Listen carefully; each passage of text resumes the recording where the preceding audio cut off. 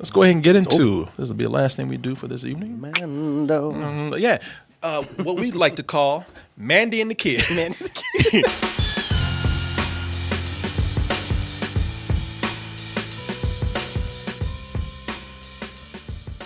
I remember when it was so badass back in the day when it was called The Mandalorian. They said you were the best in the parsec. Until his heart was melted by a little scamp. That's when the music changes, becomes like Full House. Yeah. Everything you need, everything you want. Let me tell you about my best friend. Oh, warms your heart. Oh, hey, listen, everybody out there got Baby Yoda fever. It ain't nothing wrong with that. Ain't nothing wrong with that. But I tried to tell y'all about a little something, and y'all didn't listen to me. And in a matter of days, not even a full week, in a matter of days, my prophecy came true. Oh, no. People, I hope this isn't a prophecy of what we're about to see. I read an article today that said, I believe it was in Forbes or something, they said that no one's arguing about The Mandalorian, which is good because everybody has been split on all the properties. Rogue One is probably the least, in recent times, the one that people aren't as split over. Agreed. And even then they say they have some problems with that, but a lot of people like the tone of that. Yep. A lot of people have been able to like kind of put their differences aside for that. Mandalorian, they say, is the same thing that's doing right now. This is something that the fans are saying we have something good right here. But I think a lot of fans are also in agreement that this last episode wasn't that good. It had a lot of issues. Yeah, I would say it had a lot of issues. And the last one started to show some corny things. The Mandalorians coming at the last minute, which was okay, but then flying away with giving a Captain America salute. That was a little unnecessary. Yeah. I need one of those. No. I need one of those. Nailed it. There's no cool way. I don't care how much reverb you put on that, or raspy you are. It just ain't no cool way to say that line. And you told me before I watched this, because I actually watched this today. Yeah. And we're talking about Chapter 4 of The Mandalorian, and Episode 1 and 2, excellent episodes, man. Yeah, I really like 3. Yeah, that's right. You really like 3. A lot of people like 3. A lot of people really like 3, and that's fine. I can see what 3 has some badass deaths in there, man. Yeah. Burns one guy alive. Cooked his ass. Cooked inside in his own suit. Yeah. He could almost like crack the suit open, eat it like lobster or something. Yeah, it's like, no, it's just delicious. Yeah, Stormtrooper. Suck the head. But you were saying that this is the weakest episode so far. Yeah. When you say weakest, I'm going to ask you this, and I can tell you some reasons why I just think that is not. It's barely okay. It's bordering on being not a very good episode. No, I mean I agree with you. I mean the big thing with it, I mean on top of it is that it's just this. You've always described this as a Western. It absolutely is. Yeah, it is a Western to a fault. Yeah. This is especially to a fault because this is the lone gunman walking into a town which is being oppressed by the black hats. The worst of the worst. This faceless enemy. Yep. And it's like he has to team up. He has to train these mud people with sticks. I don't know if people have said this, but watching today, it's the Magnificent Seven. It's the Magnificent Seven. It's exactly what it is. Except it's just 2 people. yeah, exactly. And the other person doesn't really talk that much. Magnificent Deuce. The duo. But yeah, I mean, just on the top, it's like, God, I know every beat of this episode and what it's going to be. And it was just like, yep, there's that moment, and there's that moment, and there's the relationship with the woman who's caring for him. But he's like, but I can't do that. It's against my code. It's like, that is exactly what it was. It's everything you've seen in Westerns. Samurai. Yeah, where the Magnificent Seven came from. The Seven Samurai. So, you got the lone guy that comes into town, sees all these people under arrest. He finds a fellow badass in there that doesn't really want to fight at first, but then they get they have that initial tension. They get tension fight. and whatnot. Yeah, they fight and everything. In this case, is what's her name? I just blanked. Gina Carano. Yeah, there you go, Gina Carano. Who I gotta tell you, man, that was a badass fight scene between the both of them. Her physicality, because she's an MMA fighter. Great. She's an MMA fighter. I love just the idea of what her character is. Like I like how they set her up. She's an ex-rebel commando who even like mentioned after the Battle of Endor, we were just guarding people and dignitaries and ambassadors. Like this is boring. Yeah. Fuck this. And she's like, I want to go back to the Outer Rim where the fight is, where the Empire still is, and take on Jaws the mercenaries. Like I love the setup for what her character. Yes. The only thing is, man. Well, I gotta say, when I say it's a badass fight between them, I love it that he tried to pull out that flamethrower and she like. That ain't gonna work. Your goddamn hand away from He's always trying to cook somebody. He's like, hey, that ain't gonna work here. He's 1 for 4 at this point. Yeah, he really is. Yeah, going around with that goddamn grill on his arm. A flamethrower on his wrist. I mean, it's badass, and you should use it whenever you get a chance to. It's cool. A flamethrower on your like a wristwatch. Yep, that's badass. Yeah. But the Apple flamethrower. But no, I love the way she just beat his ass. No, it's fun. That's one thing I like about the Mandalorian. Is like he's not a complete badass. He's limitations. He is a badass, but when he comes up against people, I mean, he has his match. Mm-hmm. Between chicks and Jawas. Jawas especially. Jawas especially. They ganged up on his ass. Yeah, I mean, I like it that he's like not the best. Like he has flaws. Which is cool because then that's an easier way for you to care for this character who you don't see his face. Exactly.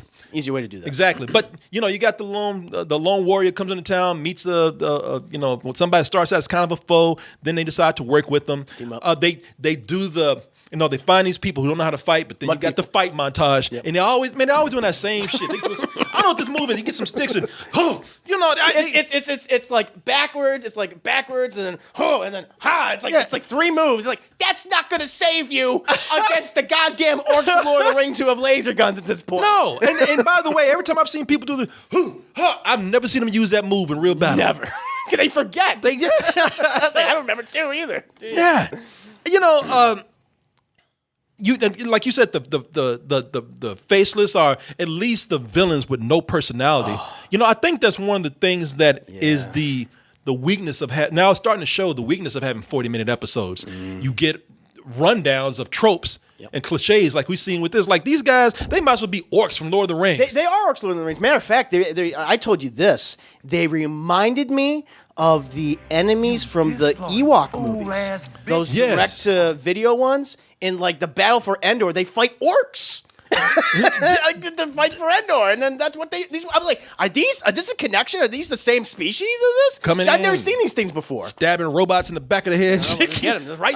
And they did that to show you how dangerous they are because he couldn't show you them killing humans. That's right. So they didn't kill a single human that opening shot. No, they got this motherfucker.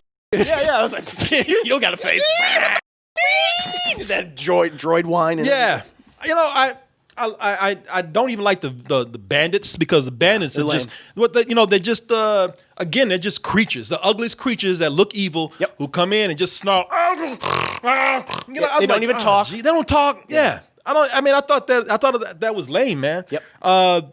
40 minutes is really limited to storytelling on this particular episode. Yeah, which was a concern of mine for even when initially started. I was like, even though the first episode was like, oh, is this just 40 minutes? And then the second one was like 30. I was like, wow, okay, but at least, the fact those episodes were so good, I was like, okay, I'm good with this. You told the story you needed to tell in those episodes. I felt the same over 3, but this is the first time I was like, with this limited amount of runtime for each episodes, now I'm getting a little concerned. They tried to force this love story between. That's the worst part of the. Between one of the villagers who happened to be a widow, and she's all into him, and why? And I'm just like, and she's like, stay. You could be here and be happy. And now, what if she pulled off that helmet and he was scarred, burned, and she? Oh, you know what? Well, see you later. Good luck to you. You don't have to stay. Do what you do. It's like, why would you fall? That's like falling in love with a blind date. Yeah. She's crazy. Because he keeps telling her, like, I have a job to do. I really should be moving on. And then she takes out the helmet. And what if he looks like goddamn, like Jason Voorhees under there or something? And she's just like, you know what? You're right. You should really be moving on. I don't think you'd be happy here. I think you're more of a loner, a rebel. Yeah. Go protect the child. Yeah. The Baby Yoda. We love Baby Yoda. Yeah, that kid's not gonna be happy here. Yeah, you got some shit to do, right? Yeah, go do your thing. Yeah, and is it the face? No. no. But let's just put this back on for now. I like the helmet. It's good. The whole ensemble. I love it. But even like, this is some of the child actors they had in this too is like the acting's not great. Like the daughter was just like they didn't give her a lot to do, but even then it's like, this feels awkward. The daughter, and I don't even want to be mean about it. I'm not trying to be mean. It's just not. I know you're not. But what I'm saying is, Gina Carano, is that her name? Yeah, Gina Carano. I don't think that she's that good of an actress. Oh no, she's never been a good actress. That's what even when she was originally cast in this, I'm like, I mean, she has the physicality for like a commando. I was like, I like that, but in terms, she's not a good actor. No. Like anytime she says something, it's like, we can, let's move past that. Or let's do that again. yeah. I mean, she's not terrible, but it's just not great. No, it's not great. It's fine. I think she's fine. I think the big reveal with this, and this is spoilers by the way, with the ATSD. I was like, this does not match. That does this looks like something on like one of those CW superhero shows, like something from Arrow. Like they have a CGI creature. It's like this does not match the scene. It doesn't feel like it has any sense of physicality with what it's stepping on and how it's moving, how people are interacting around it. I mean, there's one shot where they have a model ATSD that's crashed, but when that thing's hopping around, it does not fit. Yeah, they gotta do some extra rendering on that. There's y'all know the ATSTs. Those the chicken, the chicken walkers, yeah. Y'all know these, man. Which are they're pretty badass, man. And that's actually one of my favorite. I'm not a big fan of the Battle of Endor, like the Ewoks and stuff, but I like that design of these, these bipedal. I love the way they put red lights in there to make it look like it has red eyes. Yeah, that was cool. But give it some sense of personality, unlike the villains. It had more personality than those bandits down there. But there's a moment where it just doesn't look that good. I don't know if they need some more rendering on it, but there's a moment where they shot it down, and that shit looked like somebody got cardboard wet. Like it's just it stumbled. Yeah, when it was like, I'm not really digging on this episode a whole lot. I was not a fan. And I tell you, my biggest complaint with this episode, and they finally hit what I said they were going to do. Okay.